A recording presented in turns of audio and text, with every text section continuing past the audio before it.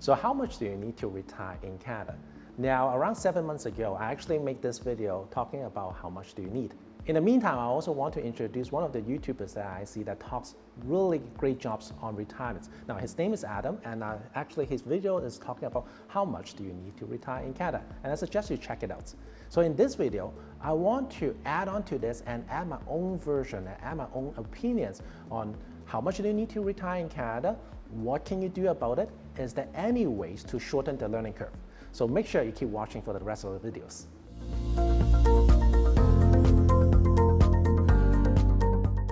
And a big disclaimer, like all these information that are provided is for educational purpose and is actually different person to person. So make sure you talk to your own financial planner or to your own tax specialist to make sure all your numbers can work with you. Now, before we really dial down how much do we need to retire in Canada, there are actually a couple factors you need to consider. Factor number one, how much are you spending right now? Now, besides from knowing how much you're making, it's also very important to know how much are you spending. Are you spending on food, transportation, mortgage, your debts? Because most likely this will carry up until your retirement as well too. So more importantly, so write this down. If money is not an issue, what would you like to do during your retirement? Would you like to go on vacation, travel once or twice every single year? Do you want to work full-time still? Or do you want to work part-time or simply no work at all? And also remember, right, as in my previous video mentioned that you have the go-go years, the slow-go years, and the no-go years. Where go-go years is pretty much right after your retirement, you are still in your prime phase, you want to go travel, your physical and mentality level can let you do that. The slow-go years is more like, you know what, I've been traveling enough, I want to rest at home a little bit, enjoy gathering and stuff too. The no-go years is more like, unfortunately, we all get sick, we're disabled, we have to pretty much have to rest at home. So each phase actually requires different spending. So the question back to you is that if money is not an issue, what would you like to do in the next 5 years, 10 years, or the 15 years? Factor number two, income sources. How many income streams do you have? Now let me break it down. Usually when we retire, we usually have 3 income streams. The first one will be coming in from the government benefits such as the OAS, the CPP, or the GIS. The second one will be coming up from your company's benefits, for example, your pension, your work sponsor RSP. And lastly, is your own investment. It could be your rental income, it could be your own tax-free saving, any things that will help you to replace your current income. And here's a simple math. Let's just say if you need $50,000 per year, your OAS and your CPP will contribute roughly around $10,000 out of that $50,000. Now, if you are self-employed or you don't have any work-sponsored pension, that means the remaining $4,000 has to come out from your own savings. And remember, this is all after-tax money. That means that you also have to consider tax, withholding tax from your RSP. If you have rental incomes, you might have to pay tax additionally as well too. So factor number 3, inflation. And this is the most often that people actually forget about it. Inflation is like an invisible tax. Every year, the purchasing power that we have is actually decreasing. And especially because of the pandemic, the inflation is going to get higher and higher because our government needs to keep printing money. Think about that. Right now, when you walk out to a food court right now, how much is a meal? I remember back then, 10 years ago, the food court meal is probably going to cost me around $10, and now it's almost like $15 or $16 per meal, and you have to pay more tax and tips. So I just want to let you know that even though you start working, but the money that you're spending will not stop. It will keep increasing until the day that we pass away. At that kind of ties to factor number 4, which is investments. We want to make sure that we want to find an investment vehicle that not only able to par with inflation, but at the same time we can beat inflation. So you want your money to grow for you. You want your money to work for you. Now, usually a lot of people when it comes to retirement, they will think about tax-free saving, RSP. Now, those are great accounts to have, but more importantly, which investment vehicles are you doing? For example, are you putting in simply just savings account, ETF, mutual funds, or stock? Don't get me wrong, now, all those products are great. They all have the pros and cons.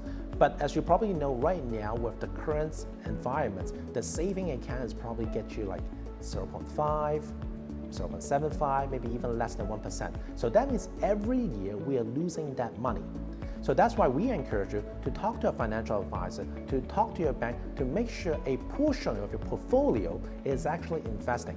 Now that kind of ties me back in my previous video where I talked about the 4 piggy bank. The first piggy bank is having cash, the second piggy bank is having the guaranteed income, the third piggy bank is make sure you can protect your future income, and the last piggy bank is to have your medical expense account. Now, there are other factors as well too. For example, the 4% rule, you should be spending roughly around 70% of what your retirement. However, for this video, I want to give you my own versions about this textbook rules.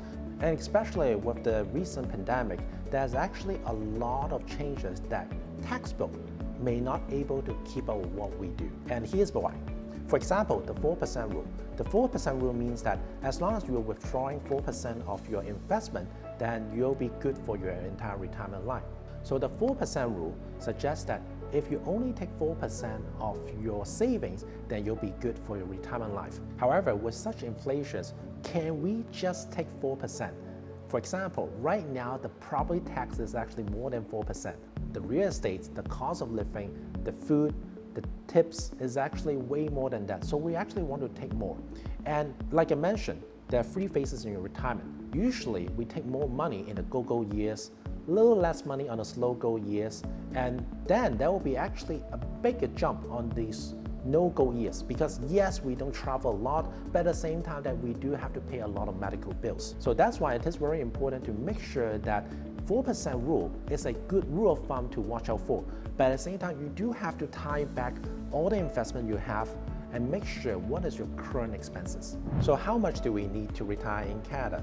Now, the textbook that we usually tells us is roughly around $2,000–3,000 a month, and you will get by. But my own version and my opinion is that as an average Canadian family, we should be aiming between $5,000 to $6,000 per month. That should put you in a good, comfortable positions, because by that time you will have enough to pay for mortgage, food, and shelter, and you'll be able to travel a little bit more. Now the question is, how much do we need in order to provide that $5,000 to $6,000 per month? And I usually suggest times it by 20. The reason behind that, if we times $60,000 by 20 equals to $1.2 million, and we put that $1.2 million into some sort of investment that gave us 5%, that should give us $60,000 per year. So now the question is, how much do we need to have as a lump sum in order for us to have roughly around $5,000 to $6,000 per month? And just want to give you a quick formula. Simply just times that by 20. So for example, if we need $5,000 per month, that means we need $60,000 per year. And we times it by 20, that gives us $1.2 million. Now, if we put that $1.2 million into some sort of investment vehicle, such as like the ETF, the mutual fund, that gives us 5% rate of return, then this should give us back $60,000, and that should last us for the rest of the life. So now the question is, right now, with your current saving and with your current assets, will you able to reach that $1.2 million by the time that you want to retire? And that will be the questions that you need to talk to your accountants, you need to talk to your financial advisor. And of course, if you don't have one, feel free to talk to us, or feel free to contact Adam as well too. Our job here is actually not just to provide you with a product. Our job is want to give you that information there so you know what you're gonna do with it. Yeah, so again, just the 3 questions you want to ask yourself. The first one is, if money is not an issue, what would you like to do during your retirement? Question number 2, how much do you need to sustain that kind of lifestyle? And lastly, with your current assets and with your current income, are you on track with your current saving goals? Now, these 3 questions can apply to anywhere as well too, but I just want to make sure you can take these, really have a chance to talk to your wife, your husband, to make sure you can come up with a financial goal. And of course, if you have questions, feel free to reach us, or feel free to reach Adam at Parallel Wealth. Our job here is to make sure you can bring this information so you can plan better for your retirement life.